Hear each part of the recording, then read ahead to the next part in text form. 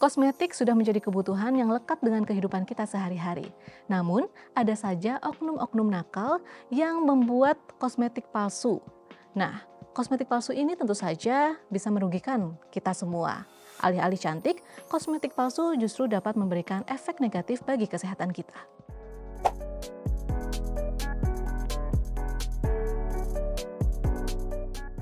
Peredaran kosmetik palsu perlu kita waspadai. Oknum-oknum yang tidak bertanggung jawab sengaja memproduksi kosmetik palsu demi meraup keuntungan tanpa memikirkan dampak negatif dari aksi mereka. Selain menjajah kekayaan intelektual brand kosmetik lain, kosmetik palsu juga pastinya tidak memenuhi standar keamanan, kemanfaatan, dan mutu.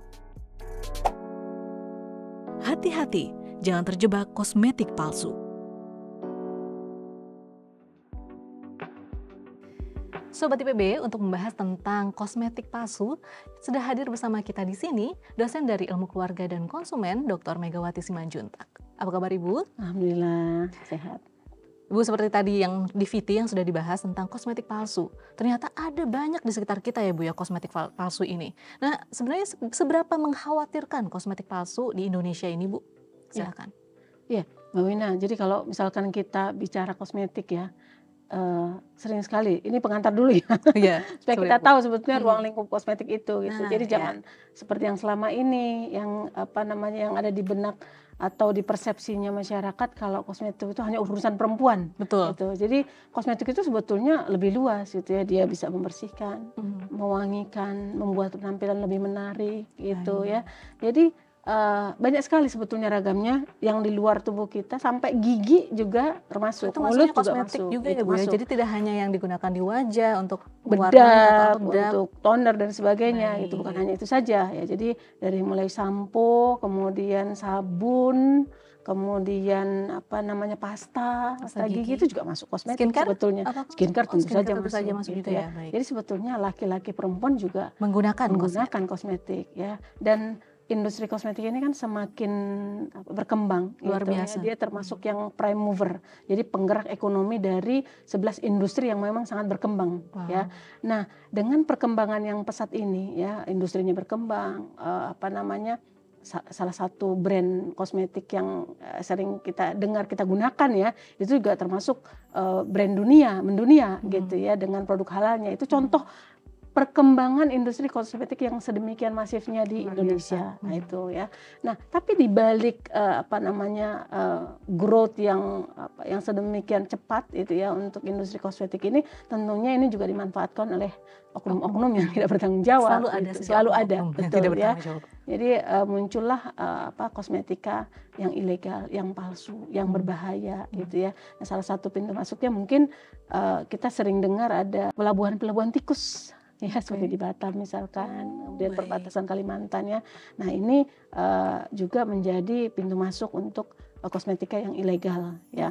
Nah tapi selain itu juga masih banyak sebetulnya oknum-oknum yang mencoba mengambil atau menggunakan kosmetik, katakan memang sudah legal ya, tapi dia kemudian campurkan dengan bahan-bahan lain yang berbahaya, dioplos misalkan itu ya, dan harganya murah gitu. Nah konsumen kita kan seperti itu ya, jadi kadang kita malah nyarinya yang murah kan? Memang sering sekali ya. Jadi konsumen Indonesia itu rasional ya, jadi sangat memperhatikan harga ya, sehingga kosmetik yang ilegal yang menawarkan harga murah ya, tapi quote and quote dia berbahaya gitu, dan jadi tanpa disadari ada gitu peluang. Ya. Ada tempat ada peluang gitu ya. Akhirnya itu memunculkan kosmetika yang ilegal gitu, yang itu tidak bisa kita tidak sepenuhnya percaya bahwa itu aman itu. Jadi memang sangat mengkhawatirkan sebetulnya, termasuk temuan ya, ini yang salah satu menjadi data ya, dari tahun 2000 sekitar Oktober, kalau tidak salah Oktober 2021 sampai Agustus 2022 itu BPOM itu menemukan atau menjaring lah sekitar 1 juta kosmetik yang yang ilegal, yang dia itu mengandung bahan berbahaya. Contohnya dia keekonomiannya juga cukup tinggi, sekitar 35 miliar. Luar biasa. Jadi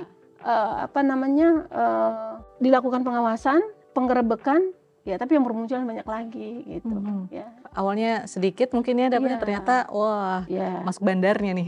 Dan mengkhawatirkan juga konsumen nggak sadar kalau itu ilegal dan itu sangat berbahaya. Gitu. Iya, apalagi tadi itu ya ada juga yang mungkin dia menggunakan wadah atau ini yang aslinya. Ada juga share-in-jar. Jadi share-in-jar juga betul. Ada banyak menjadi, ya betul, share-in-jar itu. Ketika kosmetiknya mahal, sekarang banyak Bu yang jual share-in-jar. Ya, dipecah-pecah menjadi karena kemampuan konsumen kan terbatas ya, sumber daya keuangannya. Mau coba-coba dulu gitu kan. Itu juga berbahaya padahal. Baik. Nah Ibu, seperti apa sih bisa kita ketahui nggak sih Bu ciri-ciri dari kosmetik palsu itu? Ya, jadi konsumen memang harus cerdas ya. Kalau misalkan ingin cantik ya harusnya yakin juga bahwa yang digunakan itu aman gitu ya. Jadi perlu tahu bagaimana mengidentifikasi kosmetik yang tidak aman lah ya, termasuk yang ilegal lah di situ ya gitu. Jadi yang pertama memang dia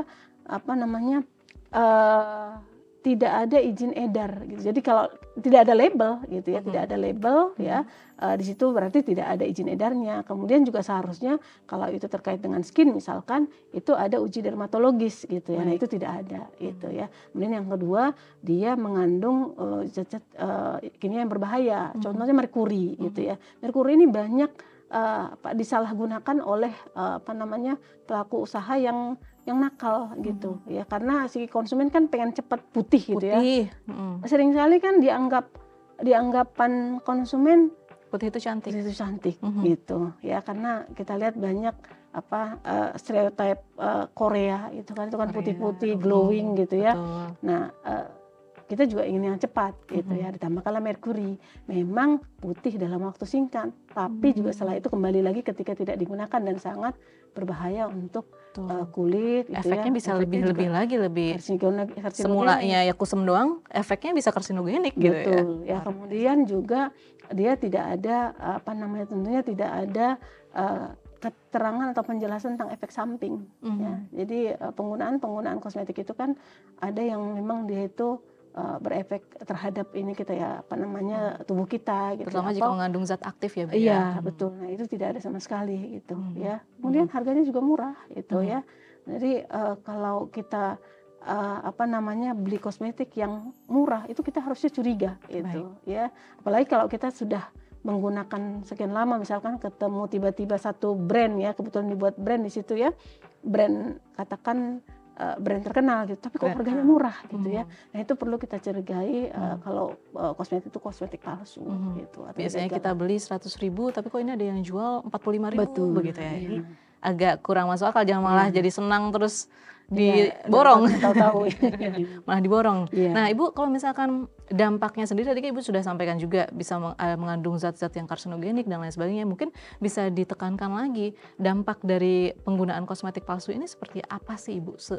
Berbahaya apa sebagai? Iya, karena memang kan dia tidak melalui uji keamanan ya gitu. Kadang-kadang si pelaku usaha yang nakal ini menambahkan macam-macam zat kimia gitu ya.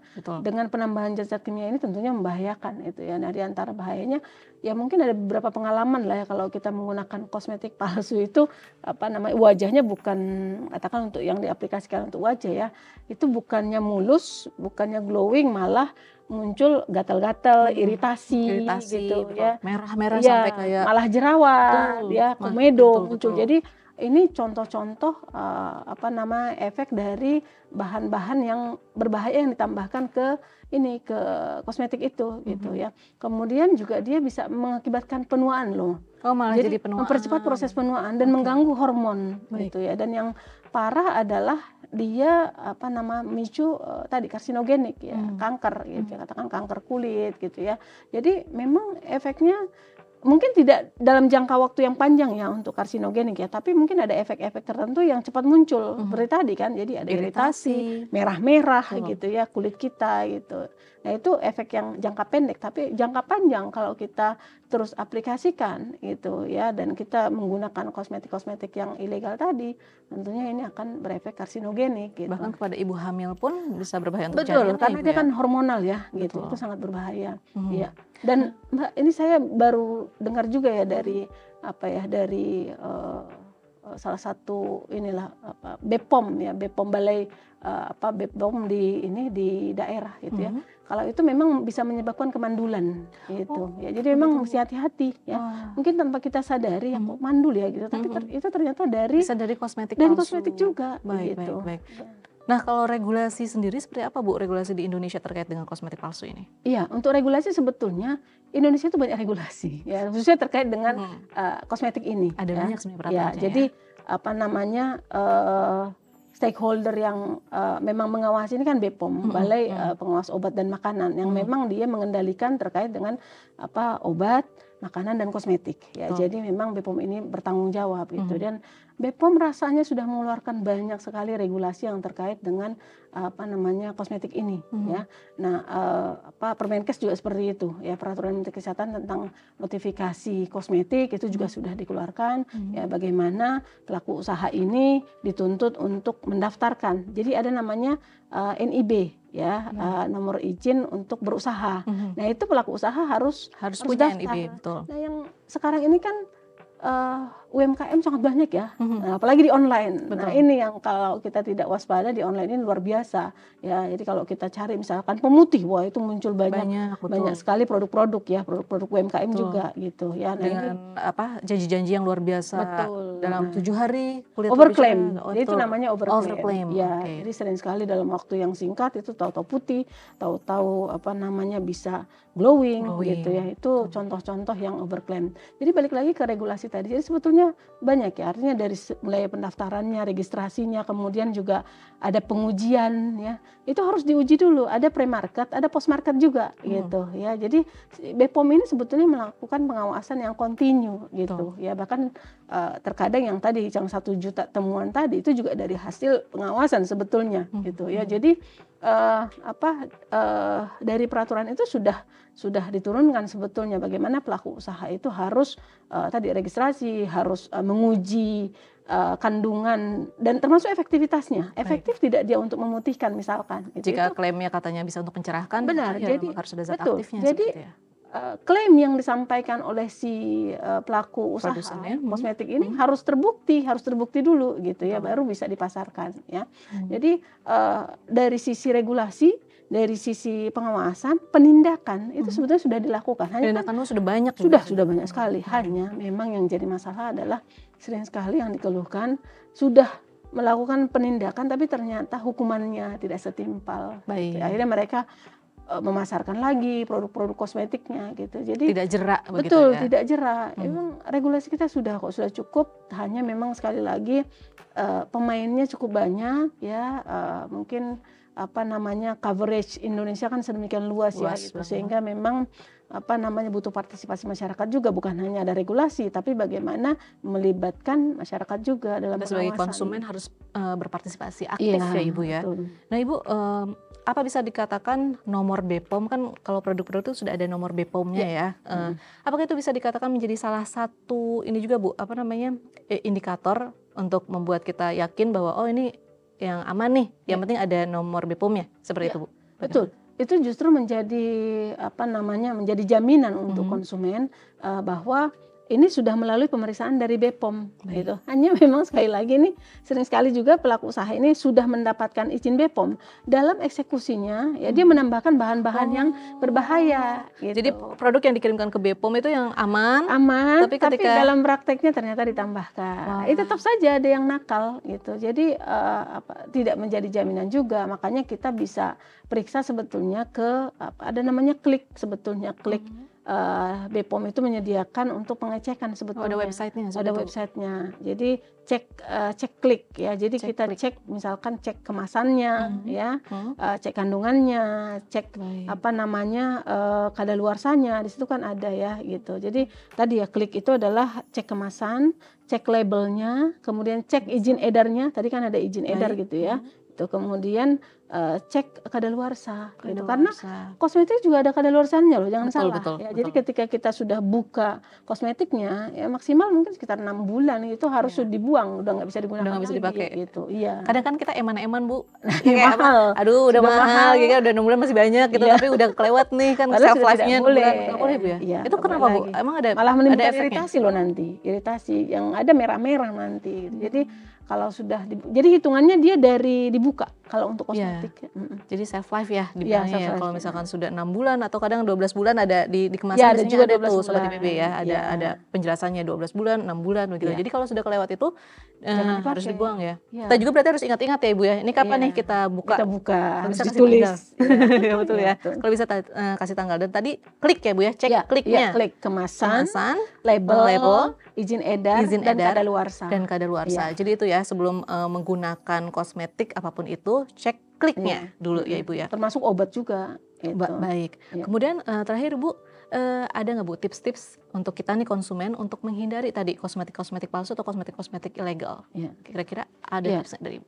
Sebagai konsumen cerdas kita harus memang teliti sebelum membeli gitu. Teliti ya. Kemudian kita paham produknya seperti apa, kita inginnya apa gitu. Kalau kita inginnya putih, ya carilah memang produk-produk yang aman untuk memutihkan. Dan jangan mengharapkan hasil yang instan ya gitu. Nah, kita kan sering sekali seperti itu gitu ya. Kemudian tentunya harga itu akan sebanding dengan keamanan ya. Jadi kalau terlalu murah itu harus dicurigai. Patut dipertanyakan. Ya. Apalagi ini kan kita bermain